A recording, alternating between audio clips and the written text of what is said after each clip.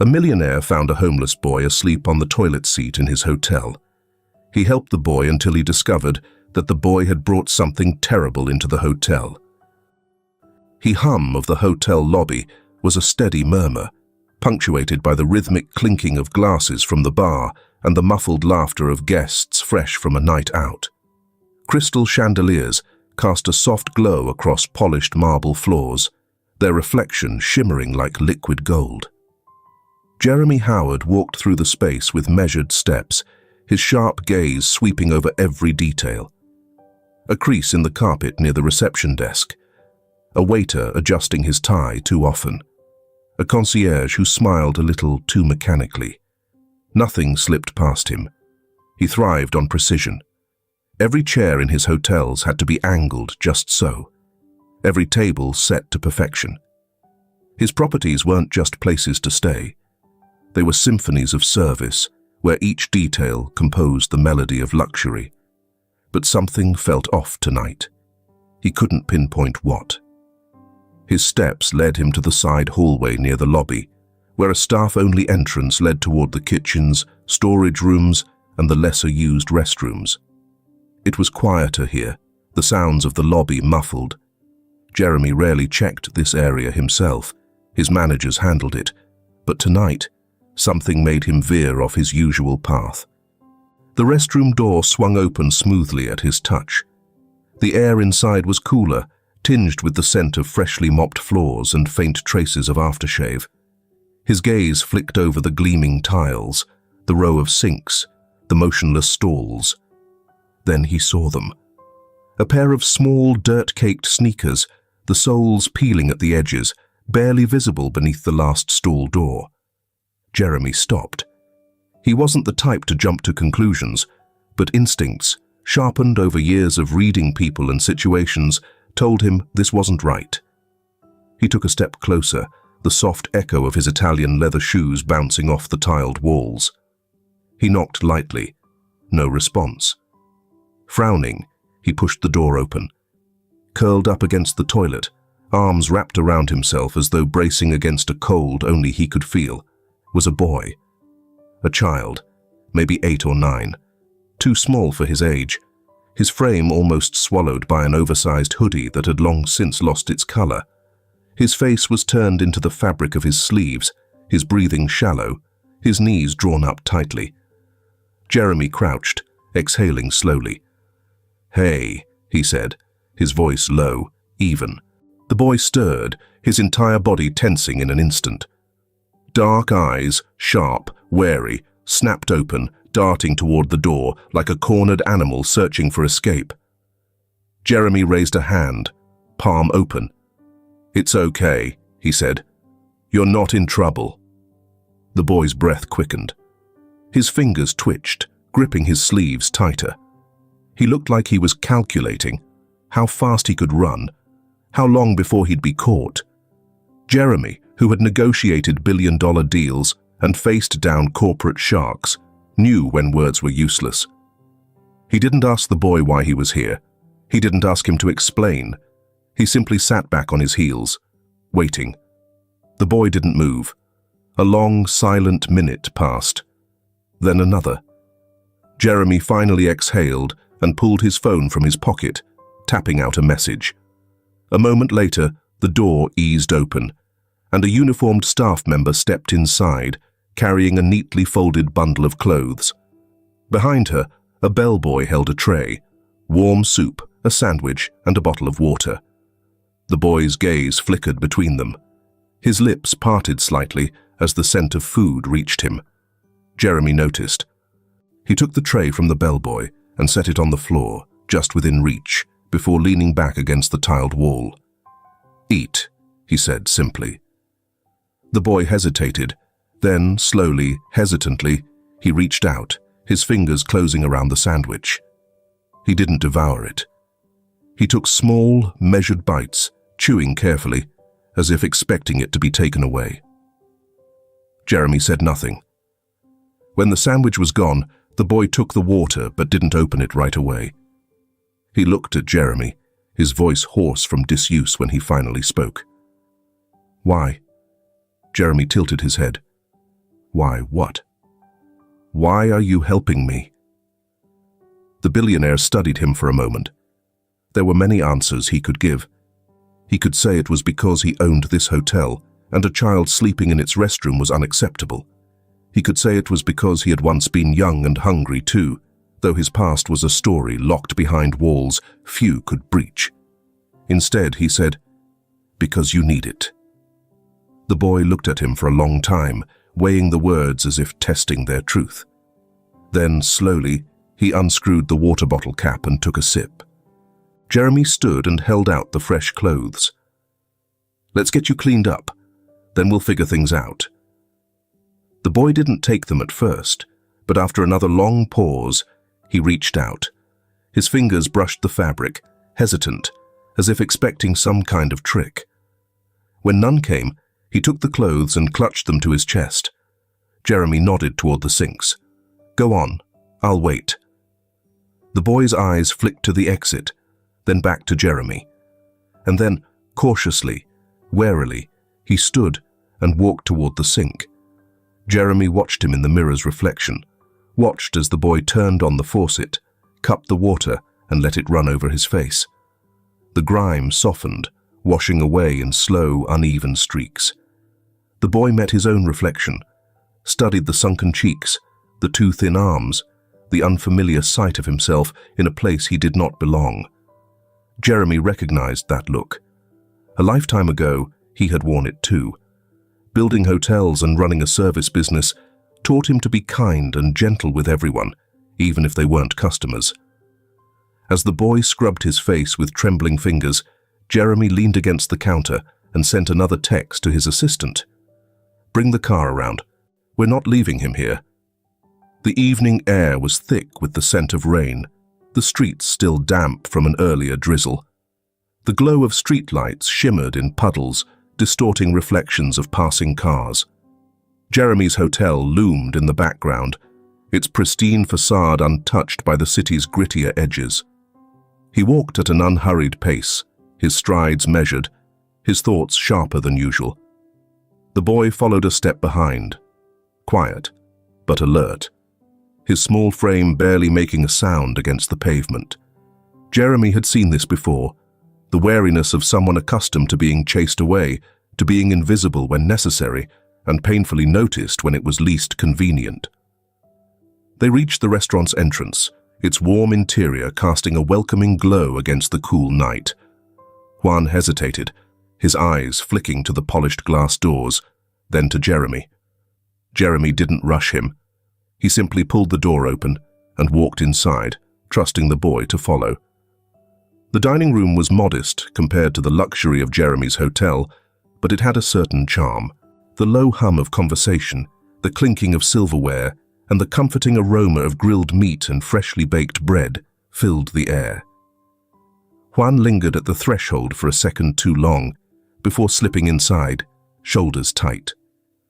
Jeremy led him to a booth in the farthest corner, where the lighting was dimmer and the space more private.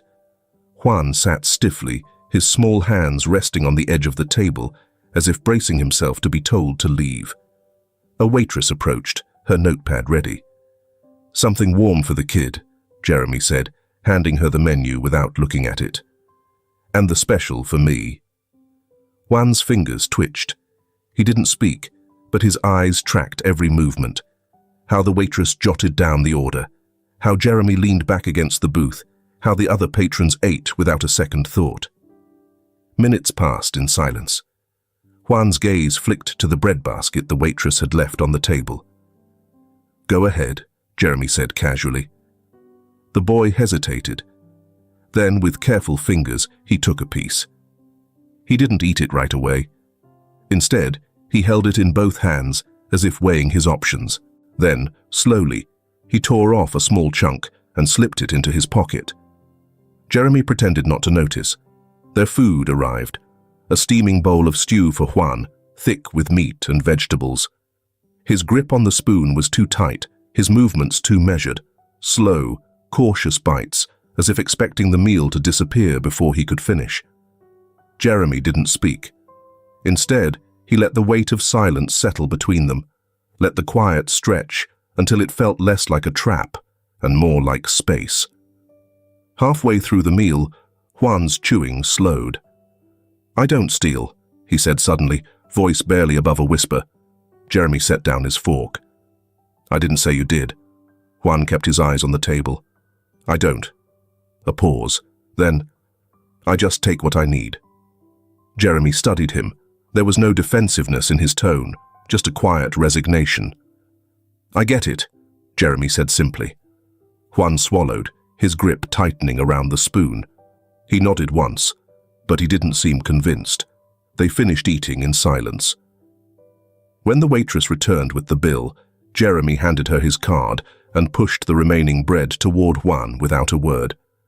The boy hesitated only for a second before pocketing another piece.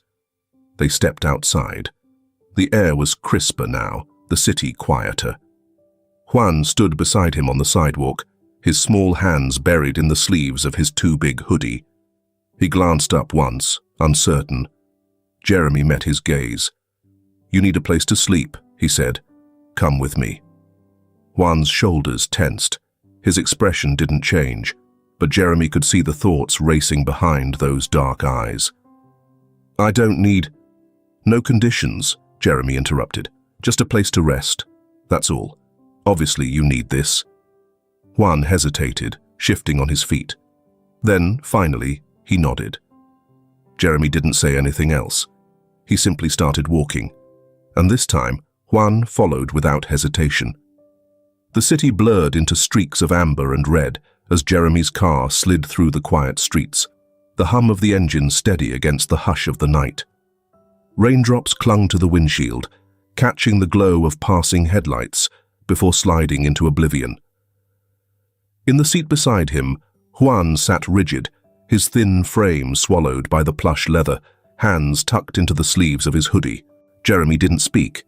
Neither did Juan. The silence stretched, but it wasn't uncomfortable.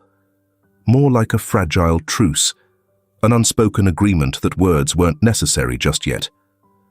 When they pulled into the long, winding driveway, Juan's fingers curled tighter around his sleeves. The house, more estate than home, loomed ahead, its silhouette framed by manicured hedges and dim garden lights.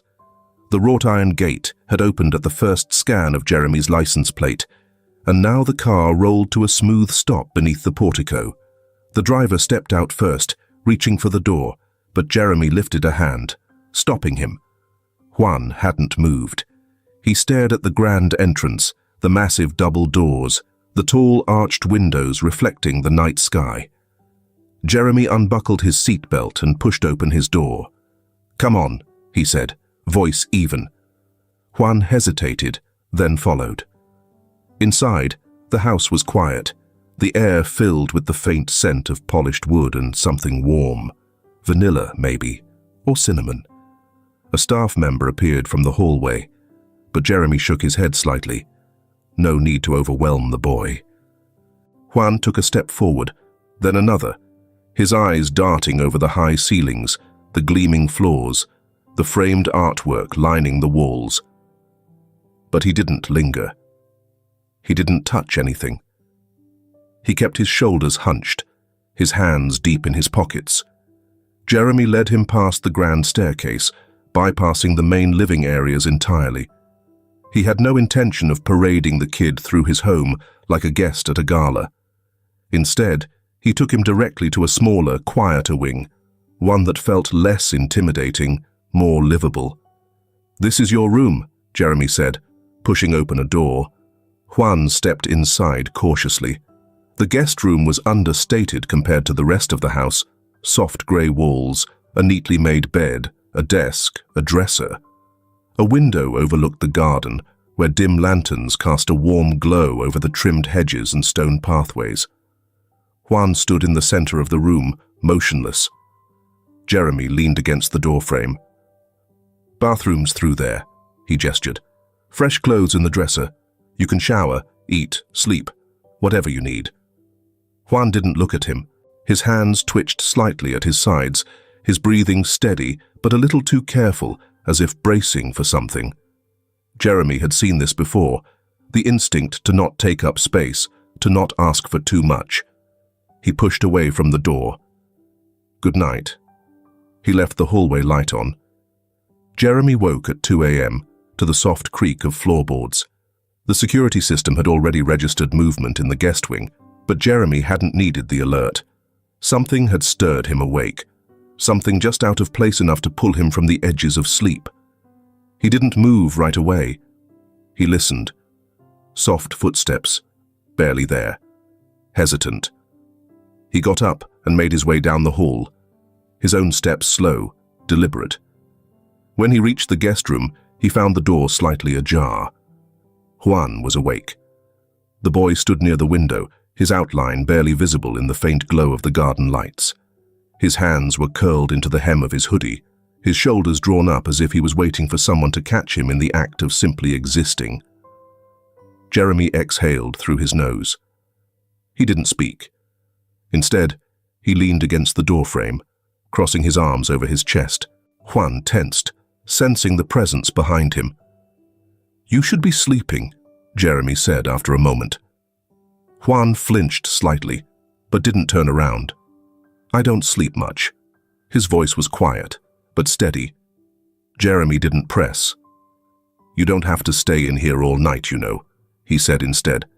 "If you need air, take a walk in the garden. If you're hungry, the kitchen's open." Juan was silent for a long time. Then, finally, "I'm not hungry." Jeremy nodded, even though the boy wasn't looking at him. "Okay," he said simply. He didn't tell Juan to go back to bed. He didn't tell him what to do. He just stood there for a moment longer, then turned and walked away, leaving the door slightly open behind him. Morning came slow and grey, the sky overcast, the air damp from lingering rain. Jeremy was already at the kitchen table when Juan finally appeared, his movements quiet, but no longer as hesitant. The boy stopped at the threshold, his gaze flicking toward the food laid out on the counter. Fresh toast, eggs, fruit, coffee for Jeremy, juice for him. Jeremy didn't look up from the newspaper he was scanning. "Help yourself," he said casually. Juan lingered. Then, slowly, he made his way to the table. He poured himself a glass of juice, took a slice of toast, and sat. They ate in silence. After a few minutes, Jeremy set his newspaper down. "You ever watch football?" Juan blinked at him. The question had come out of nowhere, unexpected, with no deeper meaning attached to it. "Sometimes," the boy answered. Jeremy nodded. "Chicago Bears fan." Juan wrinkled his nose. "No." Jeremy smirked slightly. "Good." A small pause. Then, "I like the Cowboys," Juan muttered, almost like a confession. Jeremy raised an eyebrow but didn't comment. Instead, he took a sip of his coffee. "They've got a decent lineup this season." Juan shrugged, chewing his toast. The conversation ended there, but something had shifted, barely noticeable, like the first ripple across still water. Later that afternoon, Jeremy found Juan by the koi pond. The boy was crouched near the edge, watching the fish move lazily through the water, his expression unreadable. The garden was quiet, the scent of damp earth and blooming jasmine hanging in the air. Jeremy didn't say anything right away. He stood a few steps away, observing. "You like them?" he asked eventually. Juan nodded. "They say koi fish can swim upstream against the current," Jeremy mused. "That's why they symbolize resilience." Juan glanced at him, eyes thoughtful. "Do they ever stop swimming?" Jeremy tilted his head. "Number. If they stop, they sink." Juan looked back at the water. His fingers twitched slightly against the fabric of his hoodie. Jeremy let the silence linger. Some things didn't need to be said out loud. The city was beginning to stir as Jeremy pulled up in front of the hotel. The early morning haze still clung to the streets, the distant hum of traffic breaking through the stillness. He stepped out of the car, stretching slightly as he glanced over at Juan, who lingered by the entrance. The boy's hands were buried deep in the sleeves of his hoodie, his frame still small against the vastness of the building towering above them. Jeremy had never been one to coddle, nor was he the type to pry, but Juan's silence was different. It wasn't defiant or indifferent. It was careful, calculated, like someone who had learned that words could sometimes cost more than they were worth. He pushed open the door to the hotel, walking in without looking back. After a second, Juan followed. The lobby was quieter at this hour, with only a few guests checking out, their voices hushed as they exchanged keys and final pleasantries with the front desk staff. Juan kept his distance, his eyes flicking around the room, taking everything in: the chandelier that reflected golden light across the polished floors, the bellboys moving efficiently, the guests whose entire lives fit neatly into expensive suitcases. Jeremy pretended not to notice. Instead, he turned to the concierge. "Let's take a walk," he said, nodding toward the back hallways.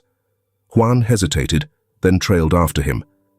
They passed through the employee corridors, where the walls were lined with storage units and hotel carts. Juan's steps slowed slightly as they approached the service entrance, where a bellboy was loading a set of bags onto a trolley. Jeremy caught the way Juan's eyes lingered. "You ever carry luggage before?" he asked casually. Juan glanced up, wary. "Yeah." Jeremy gestured toward the bellboy. "Want to try?" For a moment, Juan seemed unsure if it was a test, but after a beat, he stepped forward and reached for one of the smaller bags. It was heavier than he expected, but he adjusted quickly, shifting it onto the trolley with practiced ease. The bellboy gave him a curious glance, but didn't comment, simply nodding in approval. Jeremy watched in silence. As they moved toward the main hallway, Juan stayed close, his posture slightly more relaxed than before. Jeremy led him toward the cafe, where they found a quiet booth in the corner.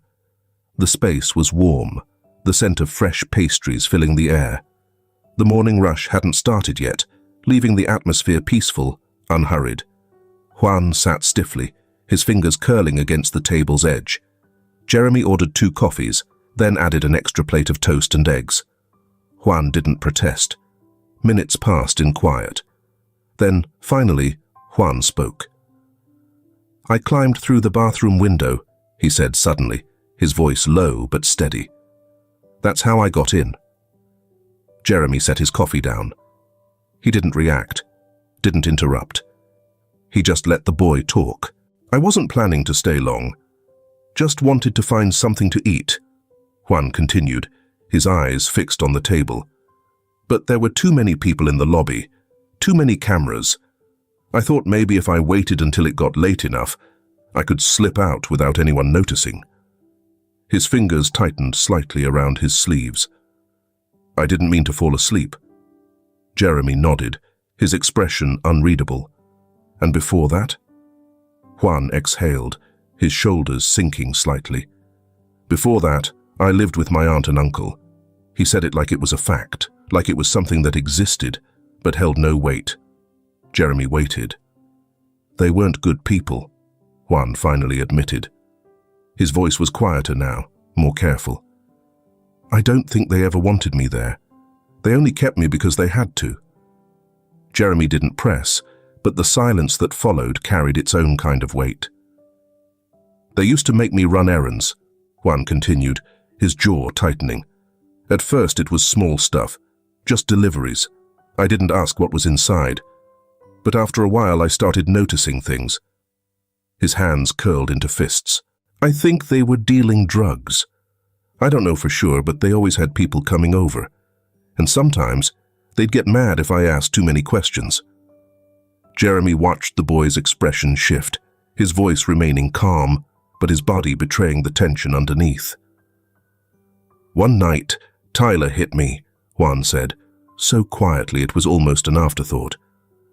"I don't even remember why, but that's when I knew I couldn't stay." Jeremy's fingers drummed lightly against the table, the only outward sign that he was processing the information. "You ran," he said. Juan nodded. "I waited until they were asleep. Took some cash I found in the kitchen and left." His lips pressed together. "I didn't have anywhere to go." Jeremy let the silence stretch between them. Then, finally, he spoke. "You did the right thing." Juan's gaze flicked up, searching his face for any sign of doubt or judgment. But Jeremy's expression was steady, unwavering. "I don't know what happens next," Juan admitted after a long pause. Jeremy leaned back in his chair. "We figure that out when we get there." Juan didn't respond right away, but something in his posture shifted, just slightly, but enough for Jeremy to notice. They finished breakfast in silence. That evening, they sat outside in the garden, the sky painted in fading shades of amber and violet. The air was crisp, carrying the distant scent of rain from the streets beyond the estate's gates. Juan sat on the edge of the koi pond, watching as the fish moved lazily through the water. He had been quiet since their conversation that morning, but not in a way that felt guarded. It was a different kind of silence, one that came from processing rather than hiding. Jeremy took a seat on the bench nearby, stretching his legs out in front of him. "You ever have a plan?" Juan asked suddenly, his voice breaking the quiet. Jeremy glanced at him. "What do you mean?" Juan didn't look away from the water. "When you were younger, did you know what you wanted to do?" Jeremy considered the question for a moment. "Not exactly, but I knew what I didn't want." Juan frowned slightly. "Which was?" Jeremy exhaled. "I didn't want to be the guy who let the world tell him where he belonged." Juan's fingers twitched slightly against his knee.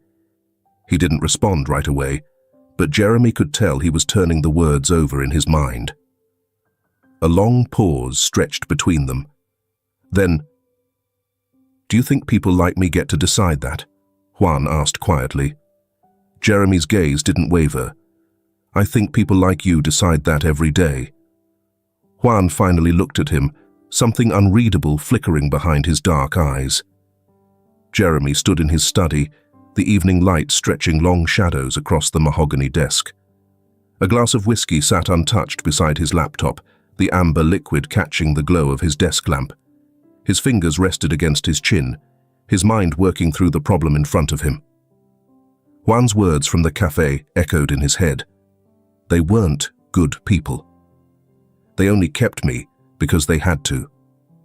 Jeremy had known it from the moment he saw Juan curled up in that restroom, the way the boy had flinched at sudden movements, the way he hesitated before reaching for food, the way silence wrapped around him like armor. He wasn't just a lost child. He was a boy who had learned not to expect kindness. And now, the weight of responsibility pressed against Jeremy's chest.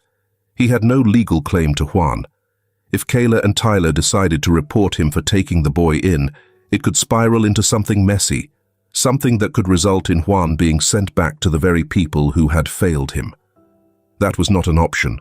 Jeremy needed proof. Not assumptions, not suspicions, hard evidence that Kayla and Tyler were unfit guardians. Something irrefutable that he could hand over to Child Protective Services, ensuring Juan's safety without a legal battle. His phone sat within reach. He picked it up, scrolling through his contacts until he found the one he was looking for. Elliot Reed, private investigator, discreet, efficient. A man who knew how to work between the lines of legality without ever stepping too far out of bounds. Jeremy tapped the call button and waited. "Jeremy," Elliot's voice came through, sharp as ever. "It's been a while." "I need you to look into someone," Jeremy said without preamble. "Kayla and Tyler Morgan. They have custody of a child, Juan." "Got it. What am I looking for?" "Proof they aren't fit to raise him." Jeremy's voice was even, but there was a rare edge to it. "I want solid evidence. Neglect, abuse, anything that can ensure child services will take custody. This needs to be airtight." A pause. Then, "Understood. Give me a couple of days." Jeremy ended the call and set the phone down, exhaling slowly. He had done what he could. Now, he waited. Days passed in a slow, uneasy rhythm. Juan was unaware of the investigation, and Jeremy had no intention of telling him. The boy was already carrying enough weight on his small shoulders. There was no need to add more. Instead, Jeremy kept him occupied, bringing him along for errands, letting him trail behind as he moved through his daily routine. At a cafe one morning, Juan reached for a sugar packet, slipping it into his pocket without thinking. Jeremy didn't react, but later that evening, he left a box of snacks on Juan's dresser. A quiet way of saying, "You don't have to do that anymore." Juan never acknowledged it, but the next time they went out, his hands stayed at his sides. Small progress. Elliot called 3 days later. "Got something for you," he said, his voice steady but with an edge of tension. "You were right to be concerned." Jeremy didn't ask questions over the phone. He simply told Elliot to meet him at his office. "Leave a comment, yogurt, if you're hearing this important detail." When the investigator arrived, he carried a slim folder, the kind that didn't look like much, but could unravel lives with its contents. "You wanted proof." Elliot slid the folder across the desk. "This is more than enough." Jeremy opened it. Inside were surveillance photos, Kayla and Tyler in darkened alleyways, exchanging packages with men whose faces were half hidden beneath the glow of streetlights. Financial records show deposits of cash in irregular amounts, with no employment to justify the income.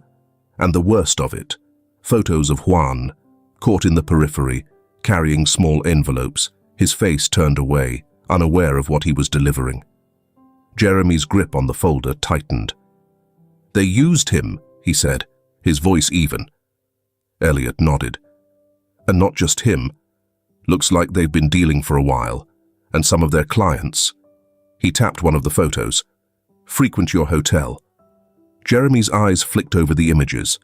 Some of the men he recognized, not just as patrons, but as VIP guests, men who came with money, with influence, the kind who booked entire floors for their private affairs. His stomach curled in disgust. If drugs were being moved through his property, even unknowingly, the consequences could be catastrophic. But first, he had to deal with Juan's situation. "Is this enough to make sure Juan never goes back to them?" Jeremy asked. Elliot exhaled. This will make sure they never see a kid again, period." Jeremy nodded once. "Send it to CPS. I'll handle the rest." That evening, Jeremy returned home late. He found Juan in the living room, curled up in an armchair, with a book resting on his lap. The boy didn't acknowledge him at first, but his eyes flickered toward him, cautious. Jeremy walked past him, setting his briefcase down. "Dinner's in the kitchen if you're hungry." Juan hesitated, then nodded. Jeremy studied him from the corner of his eye. Something about Juan's posture was different, more watchful. The kid had good instincts. "You okay?" Jeremy asked casually. Juan shrugged. "You're acting weird." Jeremy smirked slightly. "Weird how?"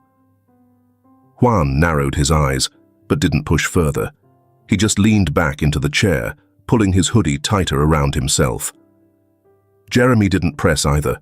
He simply walked past, ruffling the boy's hair lightly as he passed. Juan huffed, but didn't pull away.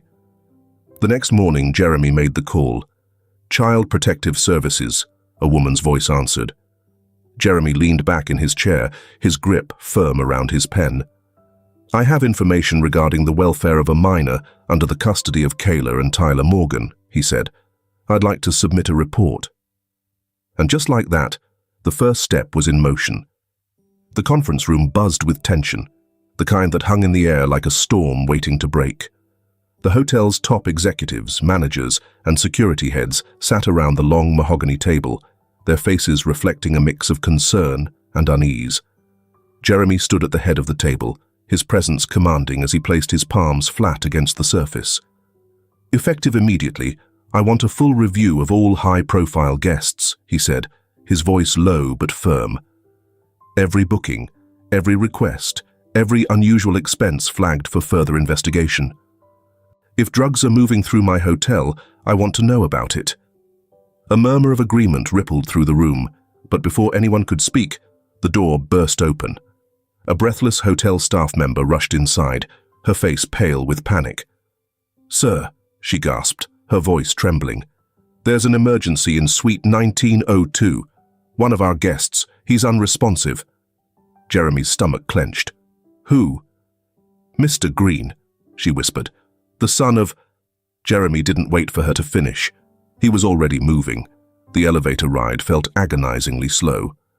The moment the doors opened, Jeremy stepped out, striding down the hallway with purpose.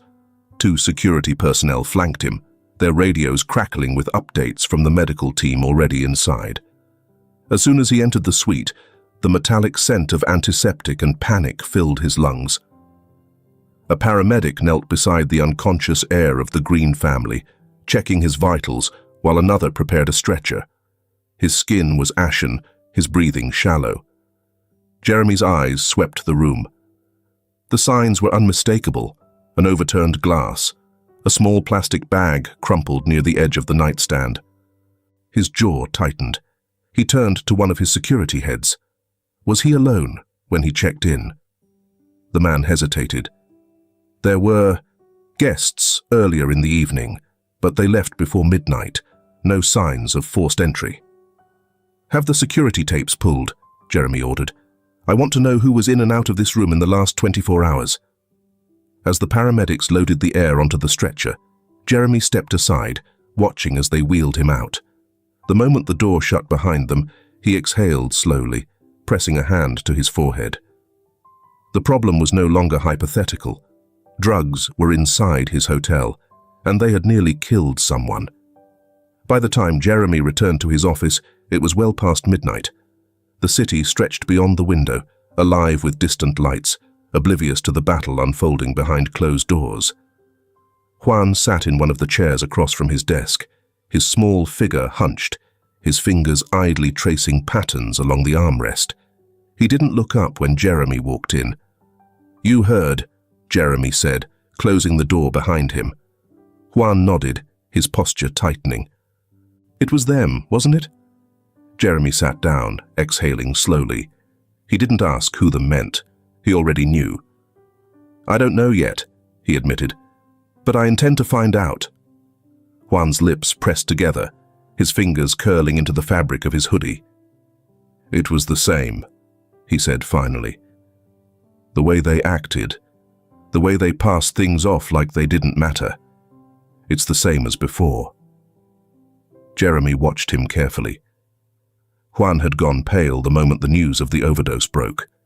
Now, as he sat across from him, the weight of old memories was written all over his face. "I didn't know," Juan murmured. "I didn't know what I was carrying." Jeremy leaned forward, resting his elbows on his desk. "I know that, Juan." The boy swallowed hard. "But I helped them." Jeremy's voice was steady, without knowing. Juan looked down, his shoulders drawing inward. For a long moment, neither of them spoke. The only sound was the distant hum of the city beyond the windows. Then Jeremy reached across the desk and flicked a coin between his fingers. The soft clink of metal against wood broke the silence. "Every choice we make leads somewhere," he said. "Sometimes we don't realize where until it's too late. But that doesn't mean we don't get to decide what happens next." Juan glanced up, wary but listening. "You made a choice when you ran," Jeremy continued. "That was the first step. Now you get to decide what comes after." Juan hesitated. Then finally, he nodded. Jeremy leaned back. "I'm handling this. You don't need to carry it." Juan swallowed but didn't argue. For now, that was enough. The next morning, Jeremy stood in the security room, watching the footage from the previous night. The video showed Green's suite door opening at various points throughout the evening. Some faces were familiar: guests, hotel staff. Others weren't. Then, at 10:45 p.m., a figure entered. A woman, dressed in an expensive coat, her posture confident, as if she belonged there. She handed something off, quick, discreet, a package. Jeremy's stomach twisted. He turned to his head of security. "Find her." That afternoon, he sat in a boardroom with the hotel's legal team, going over protocols, media strategies, and the potential fallout of the situation. His mind, however, was elsewhere. If this was connected to Kayla and Tyler, then Juan wasn't just a victim of circumstance. He had been caught in the middle of something bigger, something that had infiltrated Jeremy's own business without him realizing. He clenched his fists. This wasn't just about protecting Juan anymore. It was about stopping something before it could spread. Later that night, as Jeremy pulled into the driveway, Juan was waiting on the porch steps. His expression was unreadable, but his fingers tapped anxiously against his knee. Jeremy stepped out of the car and walked over. "You should be inside." Juan shook his head. "I can't." Jeremy sighed, taking a seat beside him. The cool night air wrapped around them, the distant sounds of the city a low hum in the background. "You were right," Jeremy admitted. "It's bigger than I thought." Juan stared at the ground. "What are you going to do?" Jeremy exhaled. "Find out who's behind it, and then shut it down." Juan was silent for a long time. Then, finally, he said, "Can I help?" Jeremy glanced at him. The kid was smart, too smart. He knew more than he let on, and deep down, Jeremy knew that Juan wouldn't be content just sitting on the sidelines. Still. "This isn't your problem to fix," Jeremy said evenly. Juan didn't argue, but his jaw tightened. Jeremy ran a hand through his hair, watching the city lights flicker in the distance. "I'll handle this," he said again. "You just worry about yourself." Juan exhaled, rubbing his hands together for warmth. He nodded, but there was something in his eyes, something unsettled. Jeremy had the sinking feeling that Juan wasn't going to sit this one out, and something told him that before this was over, they were both going to find themselves in deeper than they had ever expected. The city pulsed outside Jeremy's office window, the neon lights flickering against the night sky. Inside, the room was quiet, except for the steady ticking of the clock. Juan sat across from him, his small hands clenched together, his jaw tight with determination. "I want to go back," Juan said, breaking the silence. Jeremy leaned back in his chair, his fingers interlaced as he studied the boy. "Not an option." Juan exhaled sharply. "It's the only way." Jeremy shook his head. "You don't need to do this. I've already handed over evidence to CPS. The police will deal with them soon. They're not in jail yet." Juan's voice was firm, sharper than before. "They're still out there, still doing the same things. If I go back, I can find out what they're planning. I can help." Jeremy exhaled through his nose, forcing himself to stay calm. The kid was smart, too smart. But this was dangerous. "You think they won't be suspicious?" he asked. "They won't," Juan said, his expression unreadable. "I know how to act. I know what they expect."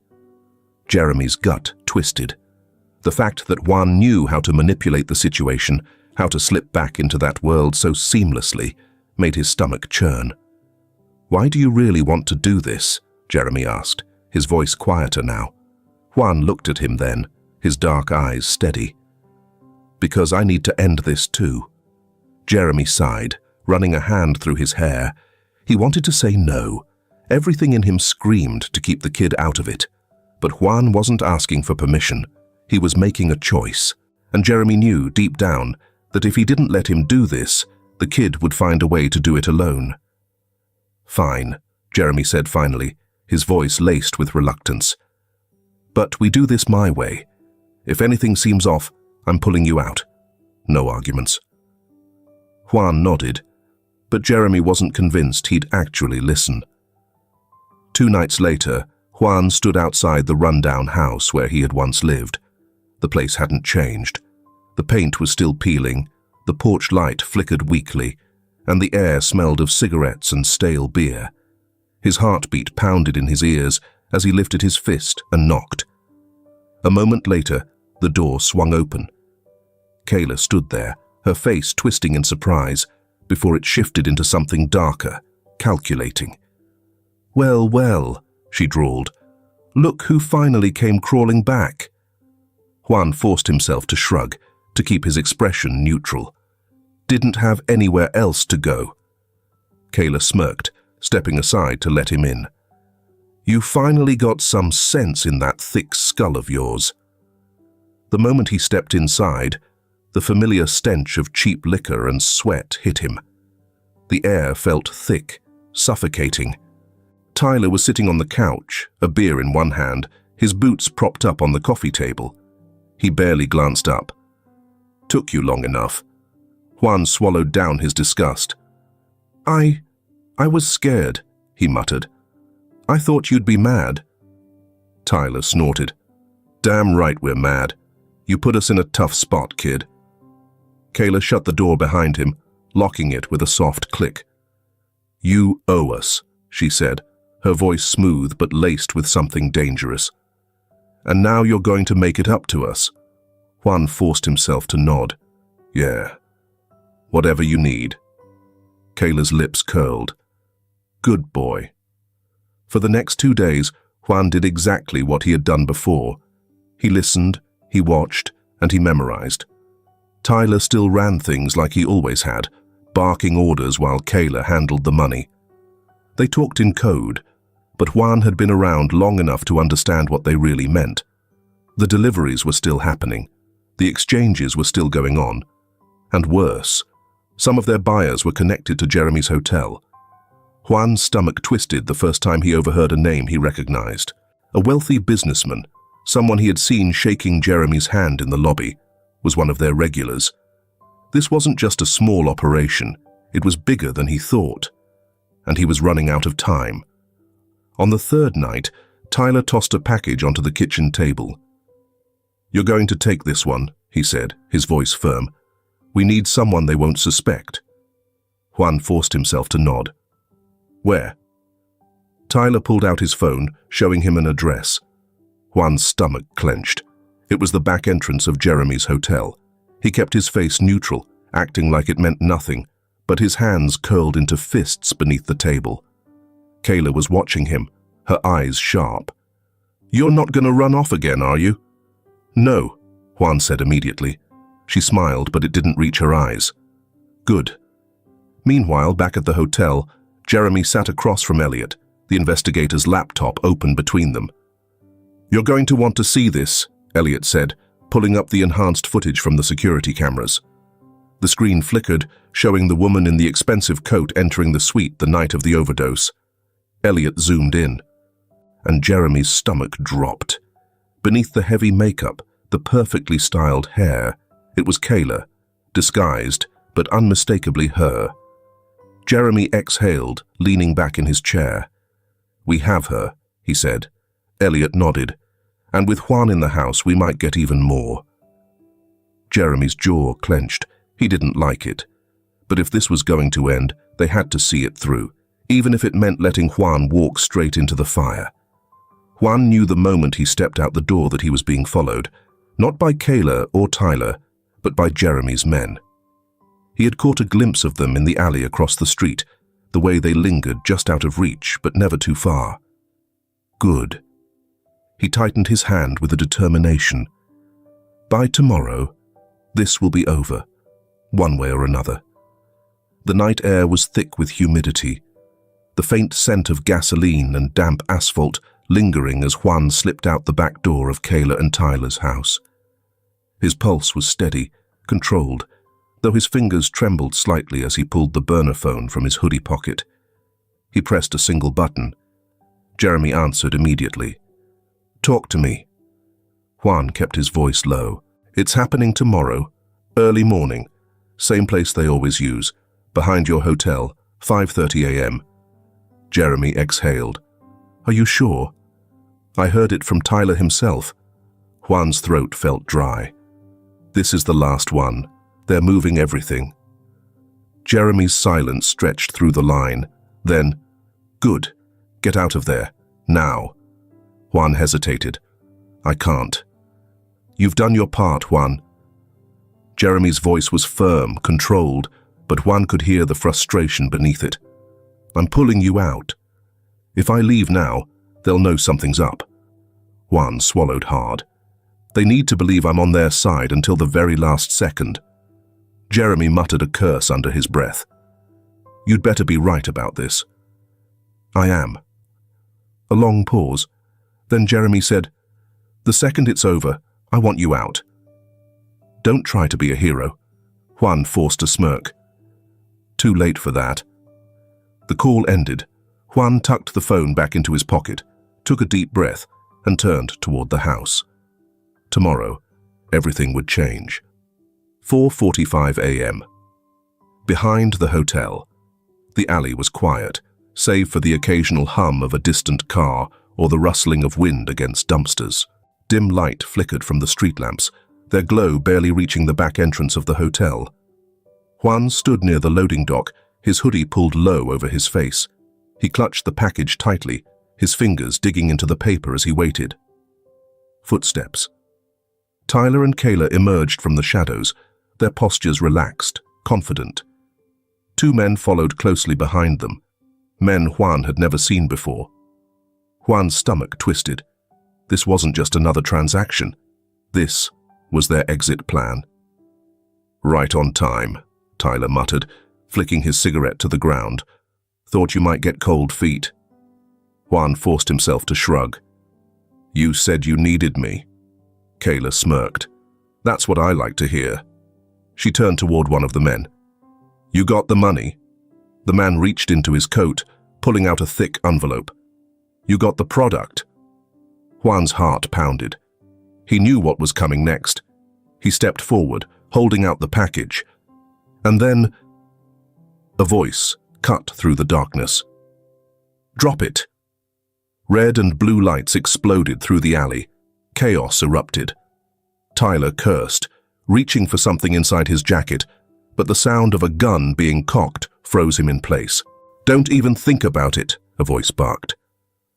Officers swarmed the scene, weapons drawn, shouts filling the air as they took control. Kayla spun toward Juan, realization dawning too late. You little...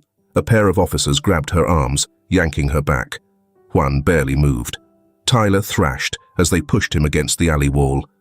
You set us up, he roared. His eyes burned into Juan. You think this is over? You think you're safe? Juan didn't flinch. He met Tyler's glare head-on. I think you're done. Tyler spat at the ground. Juan watched as they hauled him away. He exhaled, his breath shaky, his adrenaline crashing all at once. A firm hand landed on his shoulder. He turned. Jeremy stood there, his expression unreadable. For a long moment, neither of them spoke. Then Jeremy said, You okay? Juan nodded, though his knees felt weak. Jeremy studied him. Then, quietly, Good. Let's go home. The hotel was locked down for hours, officers combing through every floor, every room, every possible connection. Several guests were questioned. 2 were arrested. Those not involved were compensated for room charges and hotel service incentives to appease customers. By noon, the mess had been contained. Jeremy stood in his office, his back to the city skyline, listening to the final report from the lead detective. The operation was bigger than we thought, the detective admitted. Kayla and Tyler weren't just small-time dealers. They were part of a supply chain. Jeremy's jaw clenched. And my hotel? We've ruled out internal involvement, the detective assured him. You've been cooperative. We'll make sure the media knows that. Jeremy exhaled. And the kid? The detective glanced toward the doorway. Juan stood just outside, his arms crossed, his face unreadable. He's free to go, the detective said. Honestly, he gave us more than half our leads. Smart kid. Jeremy smirked faintly. Yeah, I know. The detective nodded, then left. Silence settled. Juan stepped into the office, his gaze meeting Jeremy's. For a moment, they just looked at each other. Then Juan said, So what now? Jeremy leaned against his desk, arms crossed. That depends. Juan raised an eyebrow. On? Jeremy's smirk deepened. You still want to work here? Juan blinked. Then, despite everything, a small, tired smile crossed his face. "I think I'd be pretty good at it." Jeremy chuckled, shaking his head. "Yeah, I think so too." For the first time in a long time, Juan felt something he hadn't felt before. Safe. The courtroom was silent, except for the quiet shuffle of papers and the low murmur of attorneys preparing their cases. The walls were tall, imposing, lined with oak paneling that seemed to swallow sound. The air smelled of coffee and old books, a stark contrast to the weight of the trial unfolding inside. Juan sat at the witness stand, his small hands resting on the polished wooden surface. His chest felt tight, but he forced himself to sit up straight. Across the room, Kayla and Tyler sat behind the defense table, their faces unreadable. But Juan knew better than to mistake their silence for remorse. He took a slow breath. He had practiced this, with Jeremy, with the court-appointed attorney. But now that he was here, the words felt heavier. The prosecutor stepped forward. "Juan, can you tell the court how you came to live with the defendants, Kayla and Tyler Morgan?" Juan's fingers twitched against the wood. He kept his eyes forward. "They took me in after my parents died." "And how were you treated in their care?" Juan swallowed. "Badly. Can you clarify?" Juan hesitated. He didn't want to relive it, didn't want to pull those memories back into focus. But he had come this far. He couldn't stop now. They hit me," he said finally. "Mostly Tyler. He got angry a lot. Sometimes he'd make me deliver things for him. Packages. I didn't know what was inside at first." The courtroom was still. The prosecutor nodded. "And when you did find out?" Juan's jaw clenched. "I ran. And I met Jeremy. We accidentally discovered the truth." "Because you feared for your safety?" Juan met her gaze. "Because I didn't want to be like them." The prosecutor gave him a small, reassuring nod. Across the room, Tyler scoffed, muttering something under his breath. Kayla, for the first time, looked at Juan directly. Her expression was unreadable, but Juan felt something cold twist inside him. She wasn't sorry. She never had been. The judge adjusted her glasses. "Does the defense wish to cross-examine?"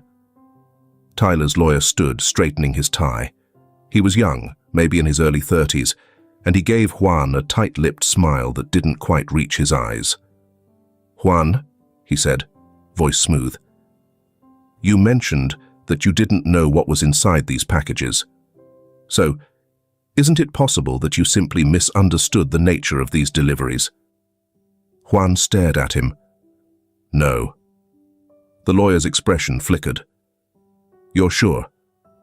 Juan leaned forward slightly. "I was the one carrying them. I was the one who saw the people picking them up. And I was the one who ran, because I knew something was wrong." Silence. The lawyer cleared his throat, then sat back down. No further questions. The verdict came swiftly.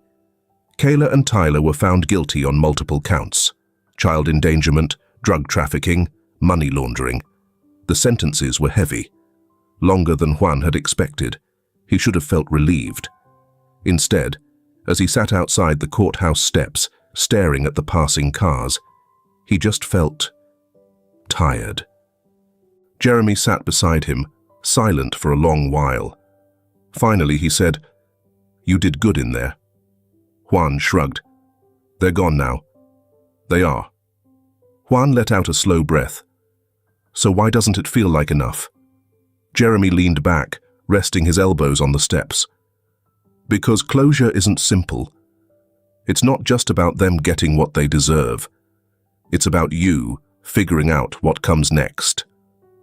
Juan nodded absently. He didn't know what that meant yet, but he wanted to. Jeremy didn't waste time.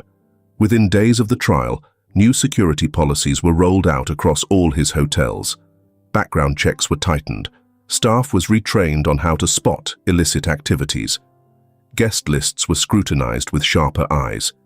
He refused to let something like this happen again, not under his watch. Juan watched the changes unfold from the sidelines. One afternoon, He wandered into the security office, watching as new surveillance protocols were tested. One of the managers noticed him lingering and motioned him over. "Curious?" the man asked.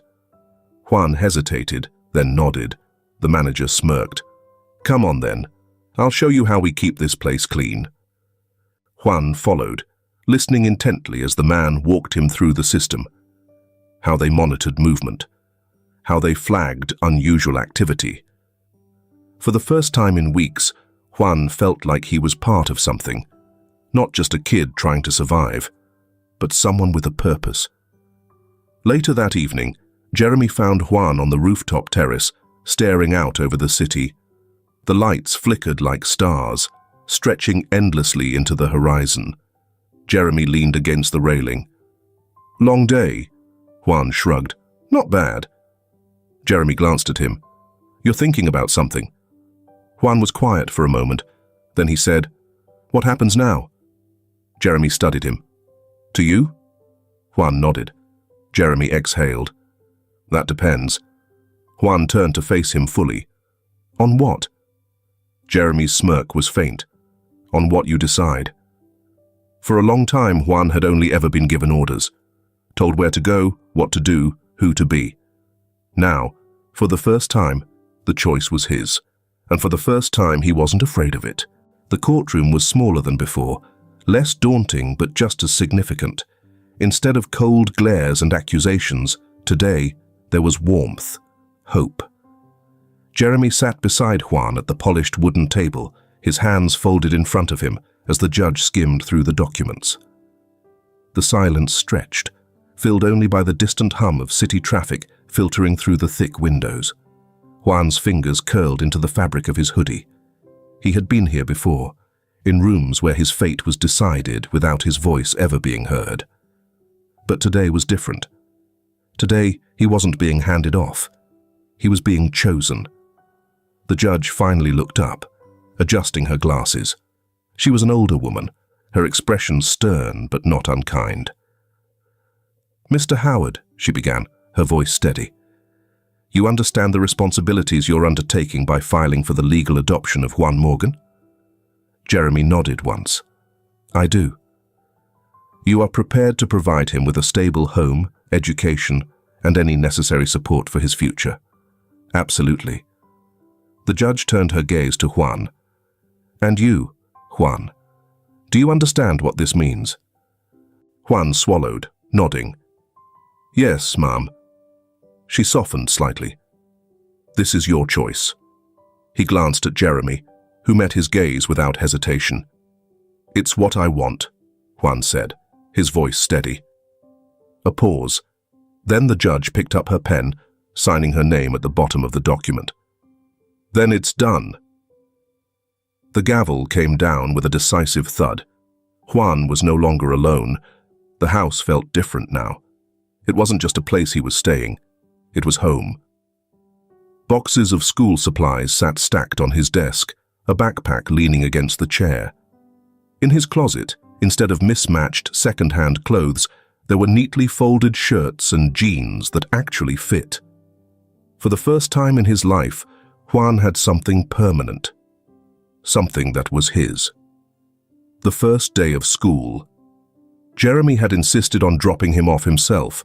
Juan wasn't thrilled about it. "You don't have to walk me in," he muttered, shifting his backpack higher on his shoulder as they pulled up to the school gates. Jeremy smirked. "You embarrassed already?" Juan rolled his eyes. "I'm not 6. Jeremy chuckled but didn't push. "All right, go on then. I'll pick you up at 3. Juan hesitated, then nodded, stepping out of the car.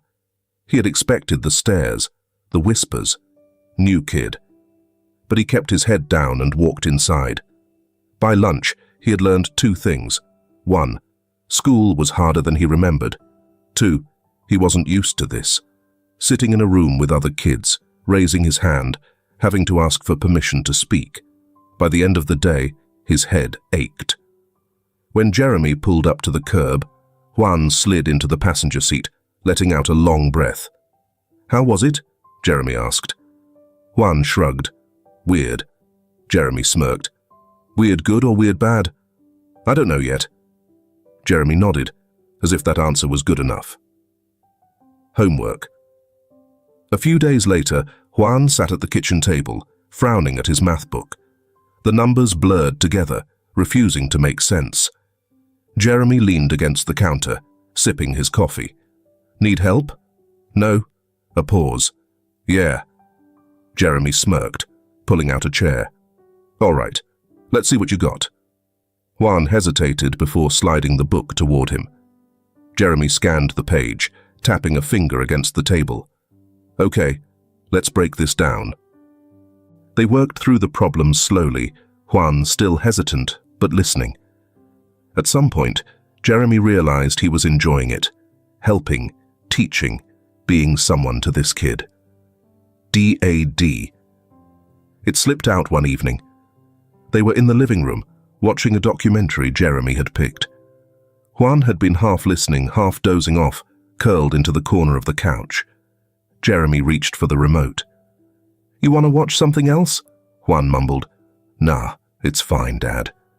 Jeremy froze. Juan blinked, suddenly wide awake. A thick silence filled the space between them. He looked at Jeremy, his expression caught between panic and realization. Jeremy didn't let him backtrack. He just gave a small, slow nod. Okay, he said, like it was the most natural thing in the world. Juan swallowed, then nodded back. Neither of them said anything else. They didn't need to. The morning air carried the scent of fresh coffee and sun-warmed pavement as Juan stepped into the hotel lobby. The towering glass windows let in golden streaks of sunlight, casting long reflections against the polished floors. The place was alive with the quiet murmur of early guests, the rhythmic clicking of heels, and the crisp voices of receptionists handling morning check-ins. Juan adjusted his uniform, black slacks, a crisp white shirt, and a neatly pinned name tag that simply read, Juan. No last name, no title. He wanted it that way.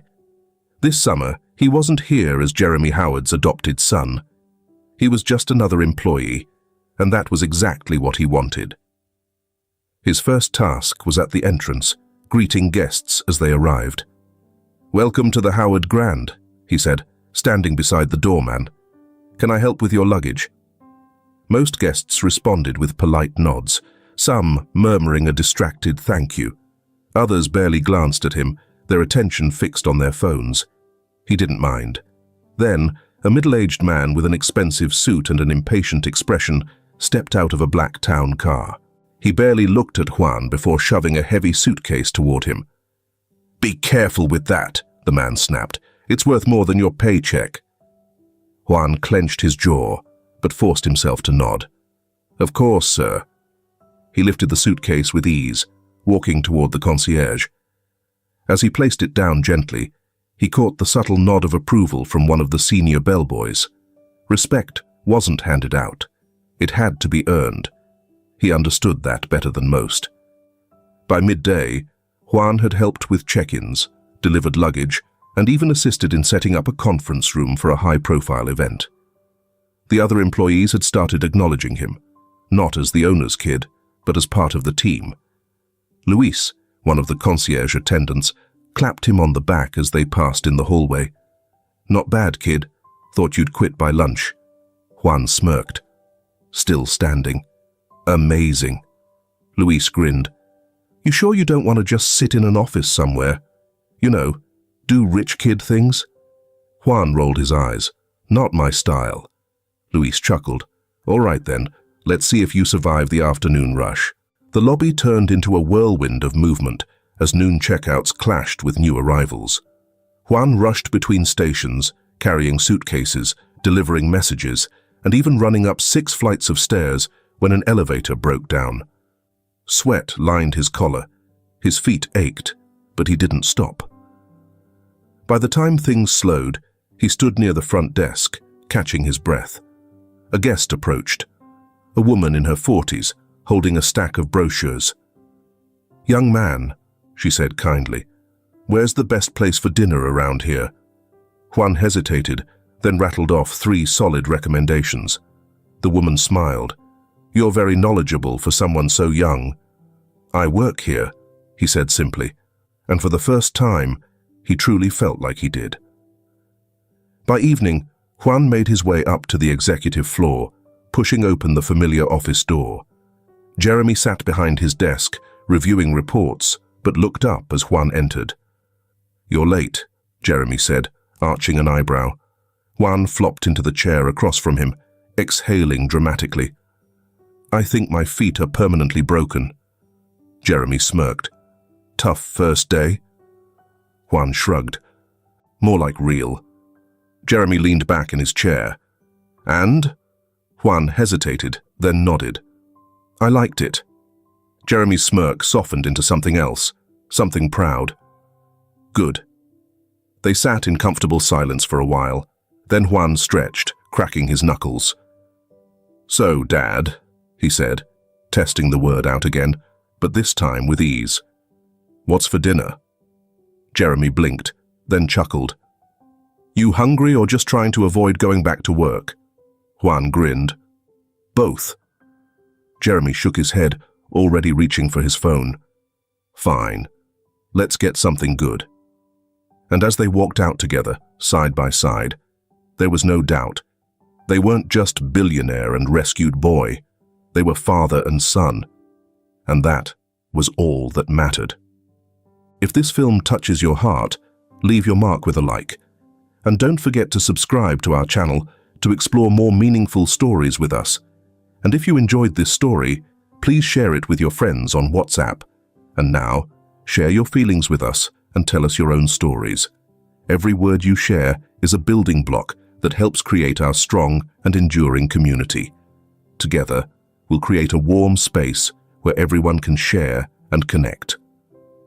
Finally, don't miss the incredible stories coming your way soon. We're always here to bring you the best selections, full of deep values, yet entertaining. See you there.